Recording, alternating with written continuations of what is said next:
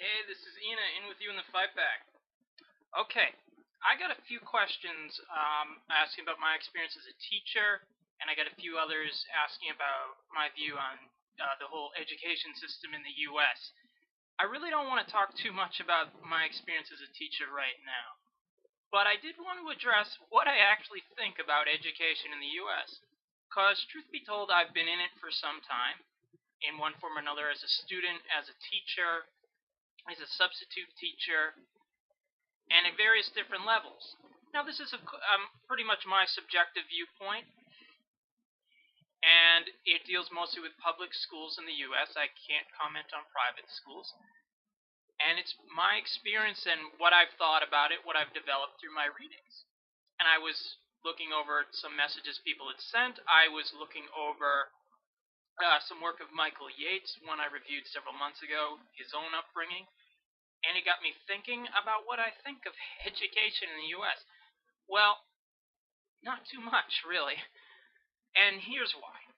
I'm a communist. I make no apologies for that, and I'm quite proud of it. And if you don't like it, tough. But communism, we believe in the full development of the human personality. Would like to think anarchists share this as well.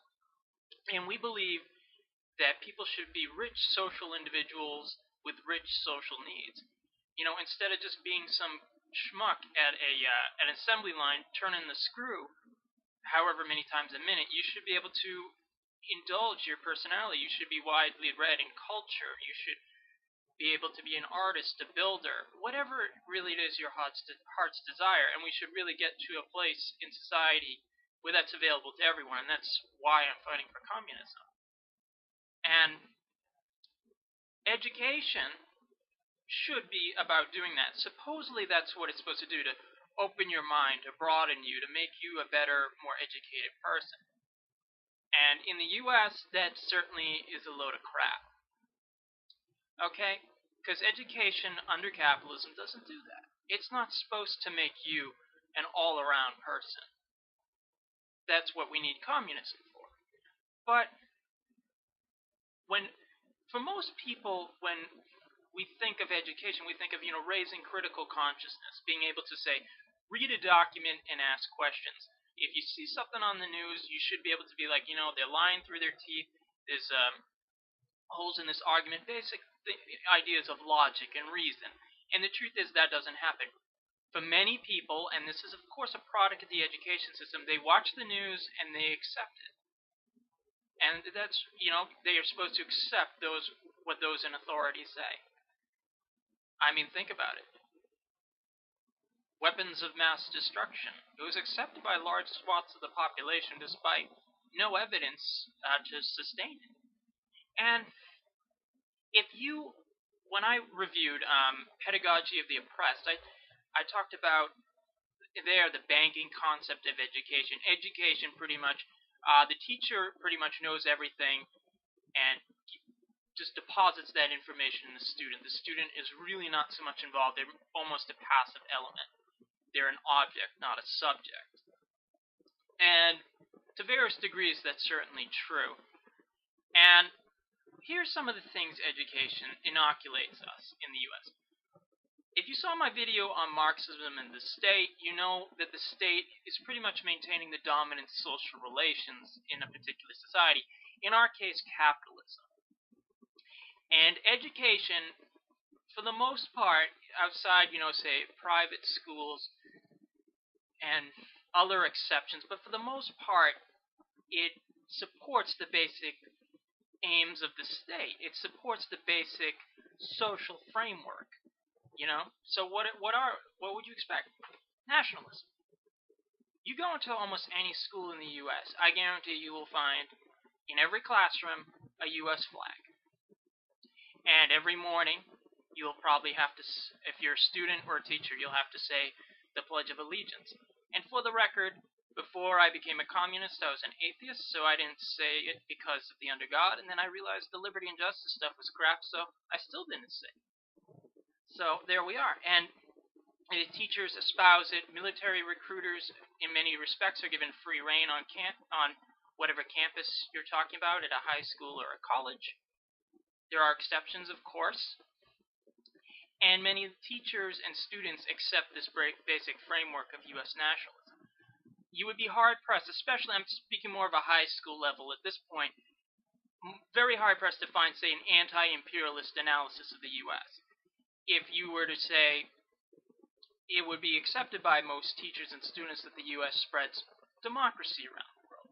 If you were to say list the 20 or and more countries that the U.S. has overthrown democracies and instituted free market dictatorships, well, that would probably not be told.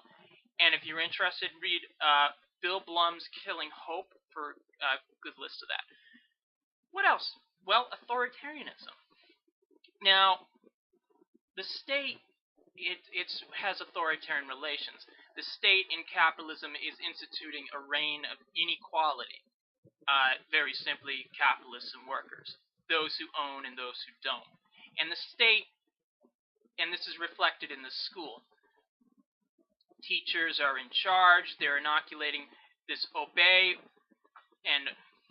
obedience in the students, discipline, not the type of self-discipline that, drives a painter to paint or something, but the type of discipline where it's kind of thrust upon you. And as a teacher, even if you are radical, if you want to change the system, it's very hard to, as a teacher, to get out of that, because you're locked into a basic framework. You can kind of nudge it in the little ways, but it's very difficult. This whole authoritarian framework, it's reflected. It's very much a top-down institution. And of course, there are exceptions to all of this. And it instills dominant values. We get nationalism. Many teachers will use the term illegal immigrants as opposed to undocumented workers. Racism in many respects is there. Now, I was thinking about this particular point because something very intriguing came up. I've gone into many classrooms, and you often see those motivational posters on the wall say, be daring, be brave, tell the truth, read banned books. The thing is, though, this is almost, it's such an ideological, sleight of hand. If you were to say, read the Communist Manifesto, or if you were to read a Marxist work, and you suddenly espouse that, you're doing what the poster is saying, what the school is supposedly telling you to do, but you shut down. The dominant values just cave in on you. The teachers gang up on you. The students don't. Your fellow students tend not to like it. So it's definitely a great contradiction there, and I've experienced it myself. Because supposedly they're telling you to expand your horizons, and when you actually do, no, you expanded your horizons in the wrong way. It's like Slavoj Žižek said. You can have a free choice so long as you make the right one. In this case, the dominant system, and here's something else. School is not really preparing most students to be all-around people, with widely developed interests and personality. It's really not doing that. It's preparing you for work. It's preparing you to obey, take orders, to do what you're supposed to do. It's not preparing you to think. And part of this deal is with the whole standardized testing. It's almost run like a business.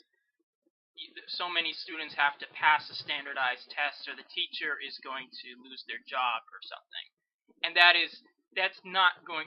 whole setup is not going to develop critical thought. It's bad for the students and the teachers alike. And the truth is, many schools don't really expect much in return. You're just expected to be an obedient worker. You're not supposed to question authority, even if the motivational poster tells you to. And Michael Yates, in his book In and Out of the Working Class, and this is where I've kind of drawn a lot of these ideas from, along with my own experience, he says schools haven't failed. Whenever we have a new election, you watch the media, especially in the U.S., schools are failing. What are we supposed to do? How do we fix it? Well, they really haven't failed. Do we throw more money in it? Do we hire more teachers? That would be nice. I would like a teaching job, but what do we do? Well, they haven't failed. They're doing what they're supposed to do. They're preparing you for work. They're preparing you with the dominant social values. They're inoculating a nationalism, authoritarianism in you, and they're preparing you for mindless work and consumption. Makes sense to me? Now, those who are seen as more gifted, gifted in that sense, and some of them are. And those who perhaps come from more privileged backgrounds, they may not get this whole experience. They maybe go on a different track, as it were, instead of being the ones who they're being groomed to be the rulers, as it were. But most of these type of students you would not find in a public school. Again, there are exceptions. And again, schools are not about enriching people or developing consciousness. They're about preparing you to enter this putrid capitalist society we live in. Not about changing it, not about doing something about it. Now, this is not to say that there are not teachers and students at various levels, and I'm thinking more high school, college here, who in whatever form, they don't like the basic setup. They don't like capitalism. They don't like racism. They want to do something about it. And the teachers try to instill critical consciousness within the confines of the basic framework. And students, of course, will explore. They'll go to the library. They'll read and whatnot. But this idea that somehow if we have the right educational policies within the school, that suddenly we can make things better if we throw more money at it or whatever. Well, we should have more money spent on the schools than, say, the military. But that's not the point. The point is radical change of a large degree is not going to come from the schools. Yes, you can do various things through the school, but it's not going to come from the school. The school is part of this whole state apparatus. It's to maintain the dominant modes of production. It's not going to be an instrument really for radical change. My opinion, of course, but in a sense, it's going to come from outside the schools. If you really want good schools to develop human personality to its full degree, if you want critical consciousness, you need to overturn the society that stifles that critical consciousness, and that's going to come from the wider social framework.